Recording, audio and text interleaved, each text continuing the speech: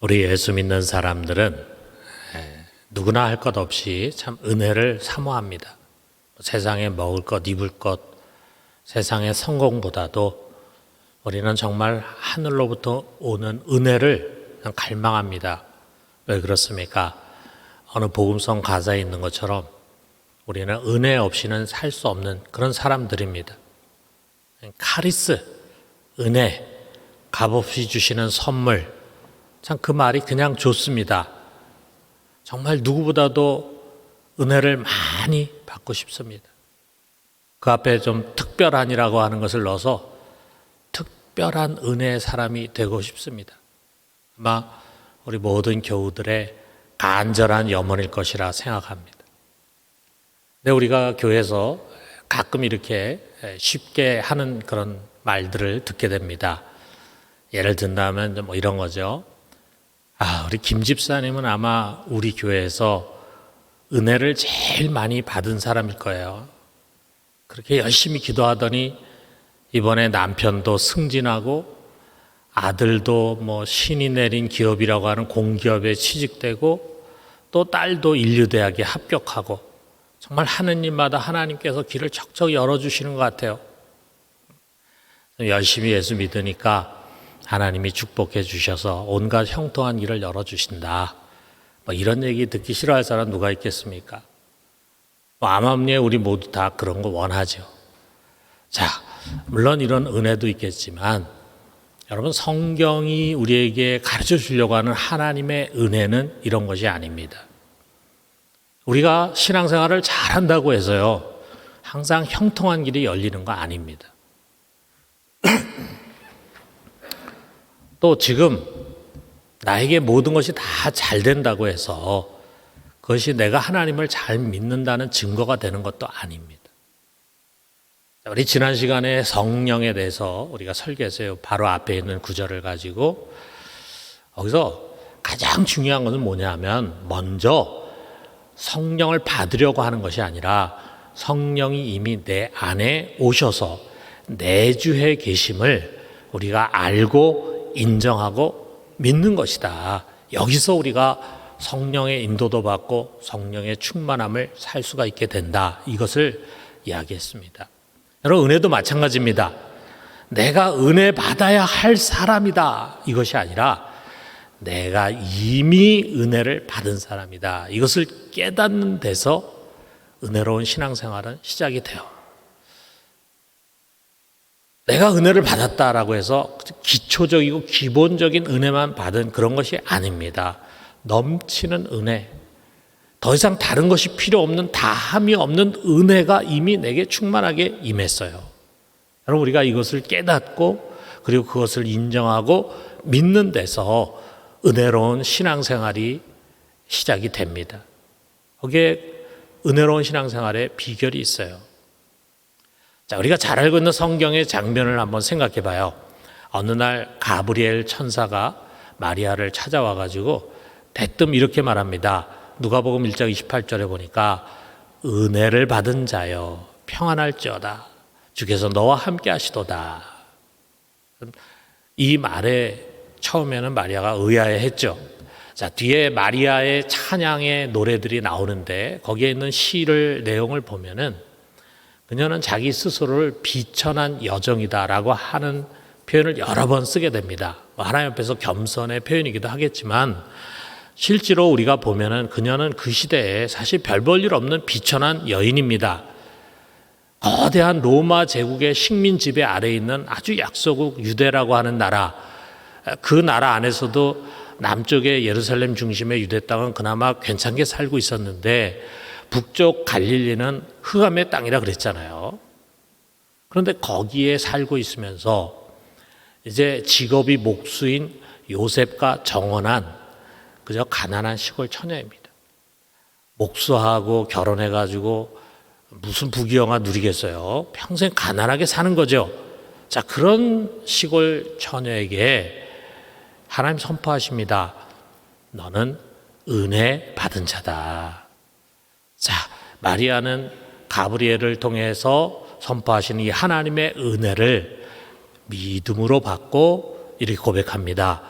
누가복음 1장 48절 보니까 이제후로는 만세 나를 복이 있다 일컬으리로다. 정말 그녀는 만세에 복이 있는 여인으로 불림을 받고 있지 않습니까? 자, 우리 믿음의 조상이라고 하는 아브라함 역시 갈릴리 우르에 사는 사람인데 뭐 별로 대수롭지도 않은 평범한 사람이에요. 이름도 알려져 있지 않은 사람이에요. 그런데 어느 날 하나님이 그를 찾아와서 은혜의 선포를 하십니다. 창세기 12장 2절에 3절 보니까 내가 너로 큰 민족을 이루고 내게 복을 주어 내 이름을 창대하게 하리니 너는 복이 될지라. 너를 축복하는 자에게는 내가 복을 내리고 너를 저주하는 자에게는 내가 저주하리니 땅의 모든 족속이 너로 말미암아 복을 얻을 것이라. 별 볼 일 없는 그런 평범한 사람인데 하나님 찾아와가지고 갑자기 이런 엄청난 복을 선포를 합니다. 그는 이것을 받고 하나님께 순종해서 떠났어요. 여러분, 아브라함이라든지 마리아를 우리가 한번 생각해 보면은요, 그들은 본래 평범한 사람이고 어떻게 보면 비천한 사람이에요. 그리고 은혜로 부르심을 받았다고 해서 은혜의 사람이 됐다고 해서 그들이 무슨 대단한 형통함을 누린 것도 아니고 평탄한 삶을 산 것도 아닙니다. 그러나 분명한 것은 그들은 은혜를 받은 은혜의 사람들이라는 사실이에요. 여러분, 우리도 마찬가지입니다. 하나님께서 오늘 우리에게 선포하십니다. 너 은혜를 받은 자요. 그렇습니다. 여러분, 나는 은혜를 받은 은혜의 사람입니다. 오늘 이 말씀을 들으면서 이미 여러분에게 임하신 부어진 하나님의 넘치는 은혜를 다시 한번 깨닫고 아멘 하면서 감사와 영광을 돌립시다.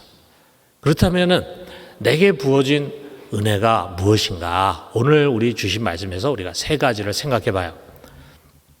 첫째로 나는 하나님의 자녀다. 자, 우리 15절을 보면은 너희는 다시 무서워하는 종의 영을 받지 않냐고 양자의 영을 받았으므로 우리가 아빠 아버지라고 부르짖느니라 그랬어요. 여러분, 세상에 있는 모든 피조물과 모든 사람들은요 다 창조주 하나님 두려워합니다. 신을 두려워합니다. 당연하죠. 나를 죽일 수도 있어요. 살릴 수도 있어요. 나에게 복을 주실 수도 있지만 나에게 저주와 또 화를 주실 수도 있어요. 그분이 손가락을 하나 움직이면은 내가 갖고 있는 모든 재산과 아울러 생명이 날아갈 수가 있어요. 그런 힘을 갖고 있는 전능한 하나님을 두려워하지 않을 사람이 누가 있겠습니까? 그러나 그보다 더 두려운 이유가 있어요. 그는 심판하시는 분이십니다. 우리 예수님께서 이렇게 말씀하셨어요. 마태복음 10장 28절에 보니까 몸은 죽여도 영혼은 능히 죽이지 못하는 자들을 두려워하지 말고 오직 몸과 영혼을 능히 지옥에 멸하실 수 있는 이를 두려워하라. 세상에 사람들 두려워할 사람들 있겠지만 그들은 기껏 나에게 해를 끼쳐봐야 내 몸만 죽일 수 있어. 그런데 하나님 그런 분이 아니라 내 몸뿐만이 아니라 영혼을 지옥에 멸하시는 분이라 이거죠. 마지막 날 우리가 세상에 살면서 행한 모든 것을 심판하실 분입니다. 그래서 죄인을 정죄하고 그 죄값으로 몸과 영혼을 지옥에 내 던져서 영원히 고통받고 살게 할 수 있는 그런 분. 여러분, 우리가 정말 그분을 안다면 어떻게 두려워하지 않을 수 있겠습니까? 그렇기 때문에 죄를 범한 다음에 아담은요 하나님에 대한 두려운 마음을 갖고 숨습니다. 또 동생 아벨을 살인한 가인은 하나님의 낯을 피했어요. 율법을 받았지만 그 율법을 제대로 지키지 못한 이스라엘, 율법을 받지 못했지만 양심이라는 것을 받았는데 그 양심대로 살지 못한 이방인들 모두의 공통점이 뭐냐면 하나님에 대한 두려움이에요. 그들이 의식하건 아니면 무의식적인 간에 그들의 속에는 두려움이 있고 불안이 있습니다. 그러나 여러분, 우리가 십자가에 못 박혀 나를 위해 죽으신 예수 그리스도를 믿을 때 비로소 우리 속에 이 두려움이 사라집니다. 우리 하나님 두려워할 필요가 없어요. 왜? 양자의 영으로 오신 성령께서 우리를 하나님의 자녀로 거듭나게 해주셨어요. 그리고 우리에게 하나님을 아빠, 아버지라고 부르게 하십니다. 하나님 우리에게 이제 아빠이십니다. 성령 이것을 계속 증거하고 깨우치십니다. 이제부터 하나님 너의 아빠야. 너는 하나님 지극히 사랑하는 아들이고 딸이야. 그러니까 너는 전혀 그분을 두려워할 필요가 없어. 그러면서 우리의 등을 떠밀어 가지고 하나님의 은혜 보좌 앞에 두려움 없이 담대하게 나아갈 수 있도록 해주십니다. 여러분, 우리 모두의 신분이 바뀌어졌어요. 그 사람이 왕이건 귀족이건 아니면 평민이건 자유인이건 노예건 부자건 아니면 가난한 사람이건 간에 우리 모두는 다 똑같이 그리스도 안에서 하나님의 자녀고 왕 같은 제사장입니다. 언제든지 전능하신 어미하신 그러나 사랑과 은혜로 풍성하신 하나님 앞에 나가서 그분을 만나고 그분과 대화하고 또 그분께 간구하고 간청하고 부르짖을 수 있는 특권을 가진 사람들이에요. 이처럼 우리는 아주 특별한 사람들이기 때문에 특별한 보살핌을 받고 있습니다. 우리가 아빠 아버지라고 부르는 성부 하나님은요, 언제든지 우리들의 부르짖음에 귀를 기울이십니다. 우리의 기도를 들으시는 이는 하나님이세요. 예수님 말씀하셨어요. 우리가 기도할 때 누구에게 기도해야 되는가? 하늘에 계신 우리 아버지, 이렇게 기도하라 그랬잖아요. 그 하나님, 우리의 모든 소리에 경청하십니다. 여러분, 자녀를 키우는 부모님들 아실 거예요. 특별히 자녀가 어릴 때 우리 아이 소리에 얼마나 민감합니까? 한밤중에 모두가 다 골아떨어진 것 같은데도 아이가 조금만 뒤척거리고 신음소리 내면은 엄마는 벌떡 깹니다. 그리고 달려가요. 무슨 일인가? 어디 아픈 게 아닌가? 열도 재보고 배고픈 게 아닌가? 오줌 누는 게 아닌가? 이런 살펴본다 이거죠. 여러분, 우리 하나님 역시 만물의 어떤 소리보다도 그의 자녀된 우리들의 소리에 민감해요. 때로 우리가 유창하게 기도하지 못해도 하나님 앞에서 깊은 탄식과 신음만 해도 하나님 들으십니다. 그뿐이 아니죠. 죽으신 뒤에 부활하시고 승천하신 성자 하나님 예수 그리스도는요, 하나님 우편에서 지금 우리를 위해서, 우리 한 사람 한 사람 위해서 간구하신다고 했어요. 또 그 예수 그리스도의 이름으로 오셔서 우리 안에 내주하신 성령 하나님은 우리의 보혜사가 되셔서 역시 우리 속에서 탄식하시면서 우리를 위해서 기도해 주십니다. 우리 하나님 아버지는 우리 기도를 들으시고 우리 성자 하나님, 성령 하나님 우리를 위해서 끊임없이 지금도 기도하십니다. 여러분, 이렇게 삼위일체 하나님께서 나를 주목하십니다. 나를 지키십니다. 나를 도우십니다. 나를 의로 교육하고 훈육하시고 인도하십니다. 우리가 똑같은 하나님의 자녀지만 지금 처해 있는 환경이 다 다르잖아요. 또 우리가 가고 있는 길이 조금씩 다 다르잖아요. 그럴지 몰라도 우리들의 여정은 다 동일합니다. 성부, 성자, 성령 삼위일체 하나님, 우리 주님께서 모든 것들이 합력해서 선을 이루도록 인도하시는 은혜로운 여정, 그것이 바로 우리 모든 그리스도인들, 하나님의 자녀들의 인생 여정입니다. 그러므로 사랑하는 성도 여러분, 이 세상 평가에 기죽지 마요. 우리는 결코 세상 가치로, 세상 잣대로 판단받을 그런 시시한 존재가 아닙니다. 여러분 하나하나가 이 세상에 그 무엇도 그 누구도 끊을 수 없는 우리 전능하신 하나님의 사랑을 받고 있는 보배롭고 존귀한 자녀라는 사실을 잊어서는 안 됩니다. 여러분 평생 이 분명한 은혜를 인정하고 누리면서 사는 은혜의 사람 되기를 주님의 이름으로 축원합니다. 두 번째로는 나는 영광의 상속자다.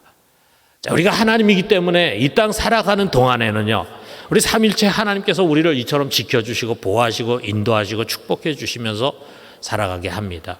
우리가 고난을 당한다 해도 감당할 수 있는 고난만 허락해 주시고 또 고난 당할 때는 피할 길도 열어주시고 이렇게 섬세하게 우리를 인도하시고 우리의 목자 되세요. 그런데 그게 다가 아닙니다. 우리 하나님의 자녀에게는요 상속권이 있어요. 자, 우리 17절 상반절 보니까 자녀이면 또한 상속자 곧 하나님의 상속자요 그리스도와 함께한 상속자니 그랬잖아요.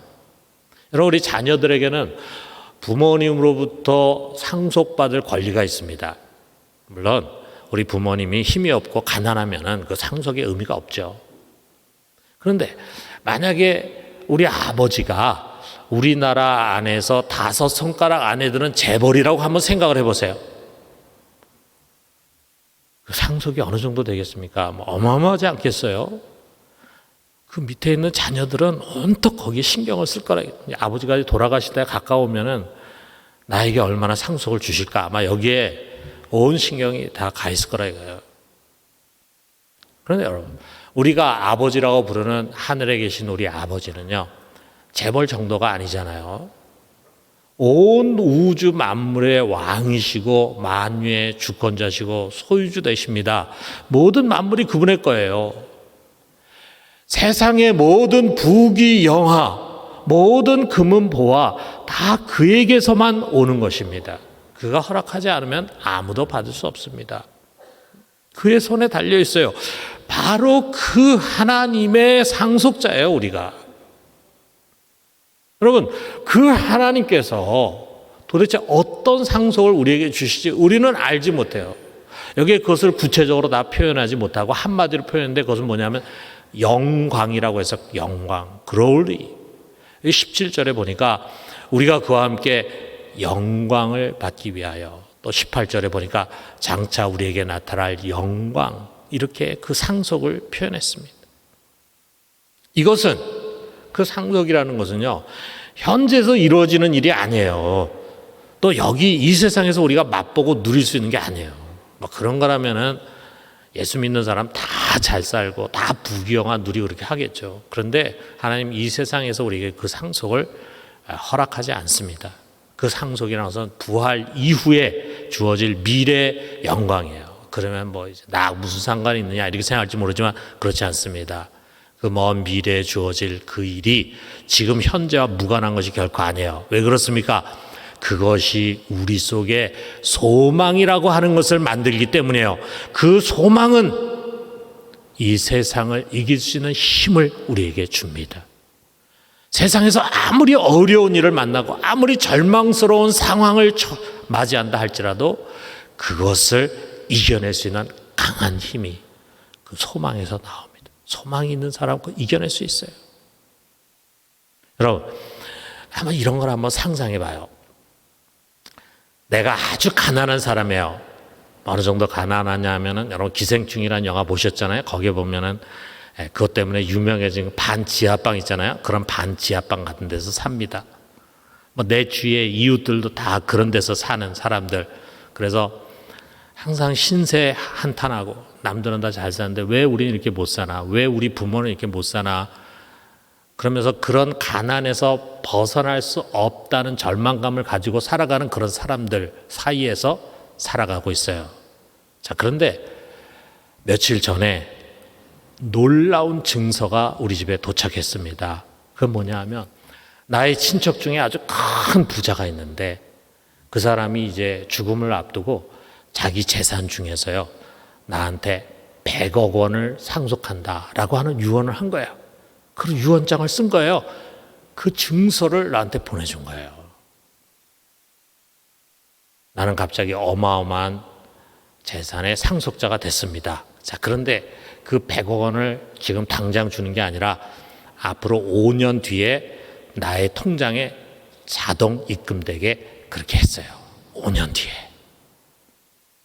자, 5년 뒤니까 그럼 지금은 달라진 게 하나도 없습니다. 저는 여전히 그 칙칙한 지하방에서 가난하게 살아야 합니다. 그런데 어떻습니까? 그 가난 때문에, 그 반지하방에 산다는 것 때문에 스스로를 불행하게 여기고 절망하겠습니까? 전에는 그랬죠. 전에는 아무 소망이 없었죠. 그런데 이제는 더 이상 안 해요.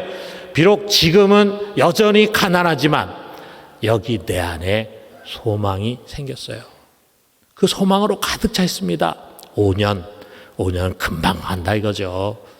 그 5년 뒤에 내 손에 떨어질 100억, 이걸 갖고 무엇을 할까? 우선은 이 지긋지긋한 반지하방을 떠나서 아주 좋은 아파트를 사서 이사를 가야지. 그리고 여기에 구질구질한 옷과 가구들 다 버리고 아주 좋은 가구도 들여놓고 옷도 새로 사고 좋은 차도 사고 삐까번쩍 살 것이다. 상상만 해도 막 신이 나잖아요. 자, 그런데 이거는 허망한 공상이 아닙니다. 5년 뒤면 반드시 이루어질 일이에요. 그러니까 이걸 생각하면 지금 나는 여전히 가난하고 어려운 가운데 있지만 그 어려움이 하나도 어려움으로 느껴지지 않아요. 여러분 그러지 않겠어요? 우리가 바로 그런 사람입니다. 여러분 우리 미래에 주어질 영광의 상속이 약속돼 있어요. 하나님 분명히 약속하셨어요. 그리고 그 약속의 보증이 필요하잖아요. 그것이 허언이 아니라는 거, 그 유언이 거짓이 아니라는 거, 반드시 될 것이라는 것을 우리에게 확증해 주기 위해서 성령을 보내주신 거예요. 여러분 성령은 뭐와 같냐면 마치 도장이 찍힌 유언 증서와 같은 것입니다. 우리 에베소 1장 13절에서 14절에 보니까 그 안에서 너희도 진리의 말씀 곧 너희의 구원의 복음을 듣고 그 안에서 또한 믿어 약속의 성령으로 인치심을 받았으니 이는 우리 기업의 보증이 되사 그 얻으신 것을 속량하시고 그 영광을 찬송하게 하려 하심이라. 기업의 보증이에요. 우리가 앞으로 받게 될 그 영광의 상속에 대한 보증, 우리 안에 오신 성령이 바로 그분이십니다. 여러분 반드시 우리에게 그 어마어마한 상속이 주어질 것을 믿습니다. 사랑하는 성도 여러분, 우리는 하나님의 상속자입니다. 여러분 우리가 미래에 받게 될 그 영광을 상상해 봅시다. 그리고 기대합시다. 특별히 우리가 세상에서 어려운 일을 만났을 때, 답답한 일을 만났을 때, 실패했을 때, 가난하다고 생각할 때, 왜 내 인생은 이것밖에 안 될까라는 그런 좌절감이 생길 때 여러분 잠시 눈을 감고 얼마 뒤에 10년 뒤에 아니면 20년 뒤에 아니면 50년 뒤에 우리가 가서 받게 될 그 어마어마한 영광의 상속을 상상해 봐요. 그리고 그것을 소망합시다. 그 소망을 붙듭시다. 그래서 그 소망으로 하루하루를 이기면서 살기를 주님의 이름으로 축원합니다. 저희 마지막으로 세 번째는 나는 고난의 동참자이다. 여러분 모든 은혜의 핵심 뭐냐면요, 이거잖아요. 아까 가브리엘 천사장이 마리아에 가서 뭐라 했어요? 은혜를 받은 자요. 그래서 주께서 너와 함께 계시도다 그잖아요. 하나님 우리가 함께 하는 그것이 은혜의 핵심입니다. 우리와 함께, 주님과 함께, 이것이 은혜예요. 우리가 그리스도와 함께 할 수 있는 그것이 은혜입니다. 여러분 생각해 보세요. 어떻게 우리 같은 비천한 존재, 죄로 인해서 심판받고 멸망받을 수밖에 없는 하찮은 존재가 성자 하나님이신 예수 그리스도와 함께 할 수 있습니까? 그런데 주님께서는요, 우리를 그와 함께 하는 자리로 부르십니다. 그렇기 때문에 우리는 그와 함께 영광을 받을 동일한 상속자입니다. 그리스도와 함께한 상속자니 그랬잖아요. 그와 함께 우리는 상속을 받게 됩니다. 아울러서 그와 함께 고난을 받을 고난의 동역자입니다. 우리 17절 하반절 보니까 우리가 그와 함께 영광을 받기 위하여 고난도 함께 받아야 할 것이니라. 미래에 우리가 주님과 영광 받는데 우리 주님 세상에서 어떻게 했습니까? 우리를 위해서 고난 당하셨잖아요. 우린 그 고난도 함께 받아야 된다 이거죠. 여러분 그리스도와 함께 고난을 받는다. 그리스도와 함께 고난 받는다면 그 고난은 저주나 불행이 아닙니다. 무의미한 것이 아닙니다. 그것은 은혜고 축복입니다. 여러분 사도 바울이 얼마나 많은 고난을 당해야 했습니까? 그런데 그는 자신이 받는 고난의 의미를 이렇게 해석했어요. 골로새서 1장 24절에 보니까 나는 이제 너희를 위하여 받는 괴로움을 기뻐하고 그리스도의 남은 고난을 그의 몸된 교회를 위하여 내 육체에 채우노라. 괴로움도 기뻐하고 고난도 내 몸에 채워. 고난을 대하는 자세가 다르잖아요. 그런데 그 고난 어떤 고난이냐면 그리스도의 남은 고난이에요. 우리 예수님께서 모든 고난을 다 당하실 수 있지만 우리를 위해서 고난을 조금 남겨두셨어요. 여러분, 예수님 왜 고난 당했습니까? 뭘 잘못해가지고 그래서 징계를 받았습니까? 아니잖아요. 그분의 고난은 우리를 살리기 위한 고난이잖아요. 세상을 살리기 위한 고난이잖아요. 의미 있는 고난이잖아요. 그 의미 있는 고난의 자리를 조금 남겨두셔가지고 우리를 부르셨습니다. 나와 같이 고난받자. 나와 함께 고난의 동역자가 되자. 나와 함께 이 의미 있는 일을 하자. 그래서 우리를 그의 고난에 동참시키시는 것입니다. 여러분, 이 짧은 인생, 사람들 대부분은 그저 쉽고 편안하게 사는 것을 좋아합니다. 그리고 그 길을 가려고 합니다. 그러나 그것이 가치 있는 삶은 아닙니다.